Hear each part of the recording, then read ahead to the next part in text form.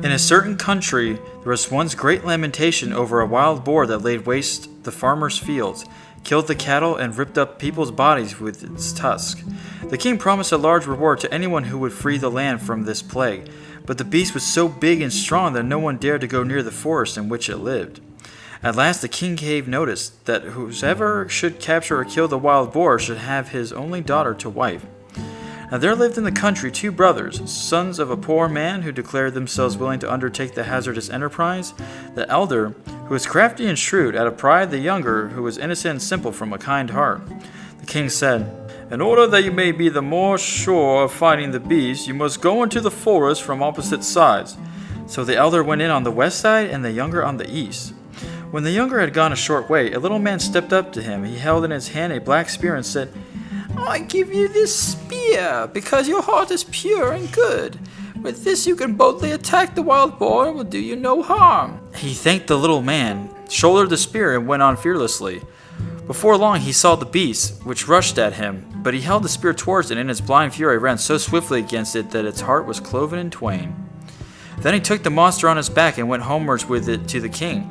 As he came out at the other side of the wood, there stood at the entrance a house where people were making merry with wine and dancing.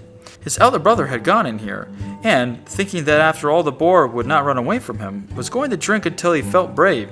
But when he saw his young brother coming out of the wood laden with his booty, his envious evil heart gave him no peace. He called out to him, "Come in, dear brother, rest and refresh yourself with a cup of wine."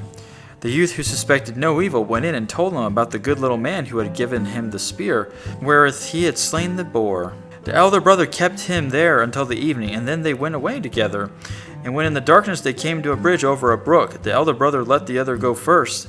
And when he was halfway across, he gave him such a blow from behind that he fell down dead. He buried him beneath the bridge, took the boar, and carried it to the king, pretending that he had killed it. Whereupon he obtained the king's daughter in marriage. And when his younger brother did not come back, he said, "The boar must have killed him," and everyone believed it. But as nothing remains hidden from God, so this black deed also was to come to light. Years afterwards, a shepherd was driving his herd across the bridge and saw lying in the sand beneath a snow-white little bone. He thought it would make a good mouthpiece, so he clambered down, picked it up, and cut out of it a mouthpiece for his horn.